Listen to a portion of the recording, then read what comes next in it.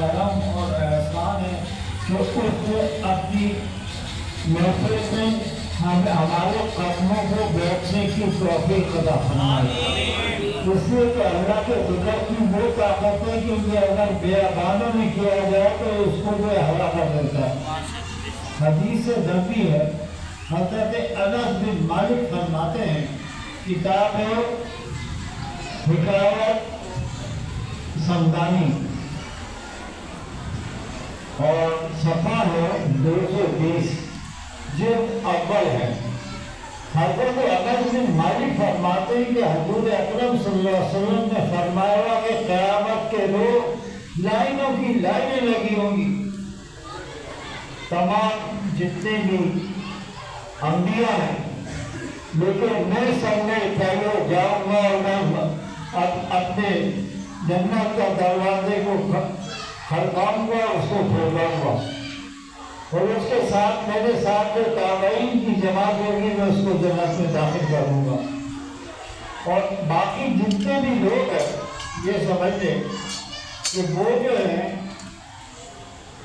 مطلب دیکھتے رہیں گے،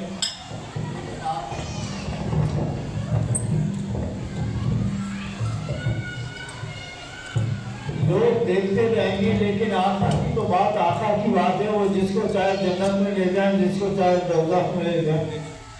تو یہ سمجھیں کہ بہت سے لوگوں کی انبیاء کی امت میں سے 40 افرادوں کی لائن لگی ہوگی، کسی کی 140 کی لائن لگی ہوگی، لیکن میری امت اتنی ہوگی کہ تا حد تک نظر نہیں آئے گا۔ تو اللہ سے دعا ہے کہ اللہ تعالیٰ آپ کے نقش قدم پہ ہمیں چلنے کی توفیق عطا فرمائے۔ لیکن ایک بات میری یاد رکھو، اگر آپ کو برا نہ لگے، میرا فرض ہے آپ کو سمجھانا۔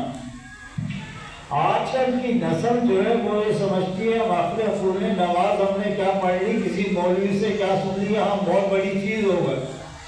نماز وہ ہے کہ جب آدمی نیت باندھتا ہے اور وہ یہ دیکھ لے کہ میرے سامنے کون ہے اور میرے اوپر رحمت ہے، کیا برداشت نہیں ہے، تو یہ زندگی میں کبھی نماز قضا نہ کرے۔ لیکن ہوتا کیا ہے کہ سلام پھیرا وہ ایسا لگتا ہے کہ جیسے زرداری صاحب کا بیٹا فوراً اٹھا گیا۔ تو بھائی جب تک آپ کی نماز پوری نہیں ہوگی، جب تک کہ اپنے ایمان جو ہے دعا نہیں کر لیتا، اس لیے کہ دعا عبادتوں کا وقت ہے۔ ربنا آتینا فی الدنیا حسنۃ وفی الآخرۃ حسنۃ وقنا عذاب النار وقنا عذاب القبر وقنا عذاب الحشر وقنا عذاب المیزان۔ کیا آپ کے پاس اتنا سننے کا ٹائم نہیں ہے؟ یا کیا ہوگا نوجوان نسل اٹھے گی، نیت باندھے گی؟ بھائی یہ کون سا طریقہ تم نے کیا ہے نماز کو صحیح معنوں میں پڑھنے کی اور سمجھنے کی اور اس پہ عمل کرنے کی کوشش کرو۔ واحد کا پوچھے تو آپ کو اس کی الف بے کو پتا ہوگا، لیکن مذہب کی طرف جاؤ گے تو اس کے متعلق تب بھی نہیں پتا ہوگا۔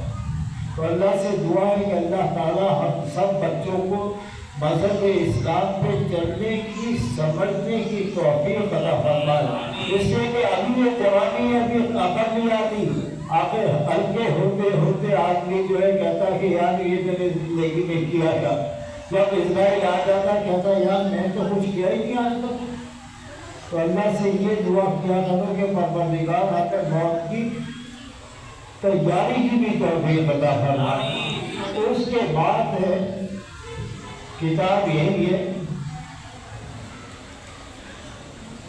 اور صفحہ ہے، ہاں صفحہ اس میں یہ لکھا شجاعت حسین۔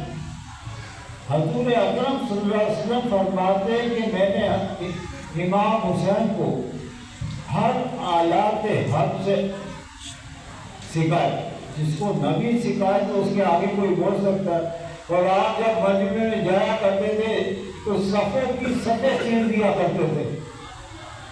تو ہوتا کیا ہے کہ آپ حضرت عثمان کے گھر میں یہ کوئی 60 گز کا یا 70 گز کا یا 80 گز کا گھر نہیں گئے تو ان کا کنواں دیکھا تو اس سے عمارت کو برس کیے کہ وہ بندہ ہوگا گا، یہ سمجھو حویلی ہوگی اس کی، بہت بڑا محل ہوگا، تو بلوائیوں نے اس کا محاصرہ کر لیا۔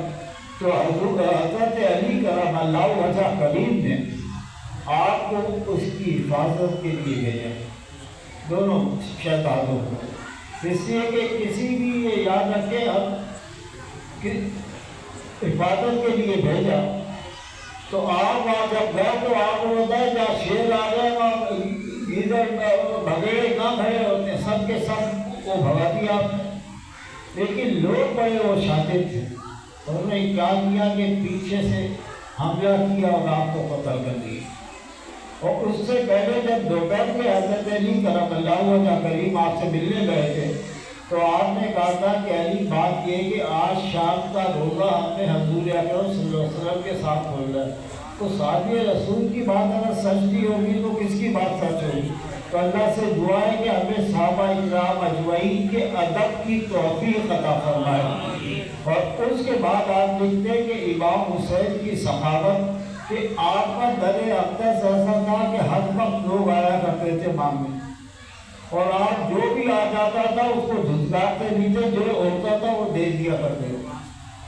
دروازہ گھر کا آپ غسل فرما رہے تھے، جب باہر نکلے تو دیکھا کہ غریب آدمی ہے، مسکین ہے اور ٹانگوں سے بھی اپاہج ہے، اسے کہا سرکار میری کھانے کو کچھ دیجیے، 4 بچیاں ہیں، کچھ عطا فرما دیں۔ آپ نے اسی وقت خادم کو بلایا، کہا کہ یہ بتاؤ کہ گھر میں پیسے کتنے پڑے؟ کہا کہ سرکار 2000 درہم پڑے گھر کے خرچے کے، لے کے آ جاؤ۔ لے کے آئے، وہ لے کے آئے، آپ نے اس کے حوالے کر دی۔ تو خادم کہنے لگے وہ ہمارا گھر کا خرچ کیسے چلے گا؟ کہنے لگے ہمارا خرچ چلانے والا تو وہ بیٹھا ہے، ہمیں کس بات کی فکر ہے؟ ایسا نہیں، ہمیں ہے کس بات کی فکر؟ اس سے کہ آل رسول مذاق بات ہے، آل رسول کی بات، اللہ نے سب کچھ کر دیا۔ اور اس کے بعد ایک آخری واقعہ بتاتا چلوں کہ جب اس کو بڑے غور سے سنیے گا، یہ کوئی مذاق کی بات نہیں ہے کہ جب واقعہ کربلا ختم ہو گیا تو یقینی بات ہے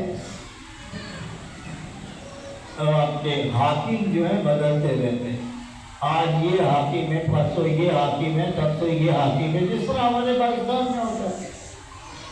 ایک مختار سختی آیا، اس نے قسم کھائی کہ میں حسین کے قاتلوں کو نہیں چھوڑوں گا۔ اس نے اس زمانے کے اندر یقینی بات ہے حضرت عثمان جو تھے پولیس کا بیڑا بنا کے گئے تھے، انٹیلیجنس بھی تھی، ہر چیز تھی، مخبری بھی تھی، ہر چیز ہر طرح سے مسائل تھے۔ تو مخبروں نے اطلاع دے دی کہ سردار شیبر جو ہے اپنے کعبۃ اللہ کے اندر ہے۔ کہا ٹھیک ہے، اسی وقت پڑ گئے اس کے پیچھے، اس کو بھی پتا بتا دیا کسی جا کے کہ تیرے پیچھے جو پولیس لگ گئی۔ یہ مدینے سے پیچھے سے ہوتا ہوا بھاگا چولستان میں، تو چولستان میں تقریباً 20 میل دور ایک خیمہ لگا تھا۔ یہاں گرمی آپ کو بتایا عرب کی گرمی ہوتی کیا، تو وہاں تو یہ سمجھے کہ آدمی باہر نکل جائے تو اس کا پورا ہو جائے۔ ایک خیمے میں داخل ہوا، السلام علیکم، دیکھا ایک صاحب جو ہے قرآن پاک پڑھ رہے ہیں، انہوں نے قرآن پاک کے اعراب لگایا، مجھے کیا بات ہے؟ کہنے لگے مجھے پانی چاہیے۔ اکڑ تو وہی ہے نا، کہنے لگے مجھے پانی چاہیے۔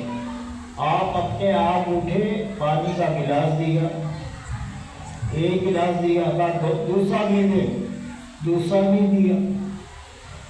اب وہ باہر نکل گیا، باہر نکل کے کہنے لگا اس سے مجھے پہچانا نہیں تو یہ مجھ سے اس طرح کا سلوک نہ کرتے۔ تو واپس آیا، کہنے لگے سرکار آپ نے مجھے پہچانا میں کون ہوں؟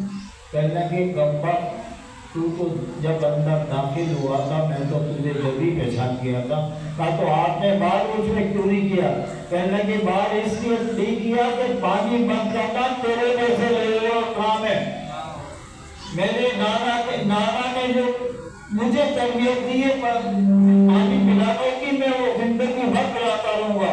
تو اللہ سے دعا ہے کہ اللہ تعالیٰ ہمیں इन بزرگان دین کے نقش قدم پہ چلنے کی توفیق عطا فرمائے۔ یہ بہت بڑی بات ہے، نہیں تو یہ سچوں کو اس کے ٹکڑے کر دیتے، لیکن کیا کہ مؤذن آ چکا تھا۔ آپ نے کہا یہ کام تو آ رہا ہے، میرے دادا نے تو کہا ہے کہ جو آئے اگر پانی مانگے تو اس کو دشمن کو بھی پانی پلا دو، میں تجھے کچھ کہتا جاتا ہوں۔ تو یہ اللہ والوں کی شان ہے۔ اللہ سے دعا ہے کہ اللہ تعالیٰ ہم سب کو عمل کرنے کی توفیق عطا فرمائے، وما توفیق الا باللہ۔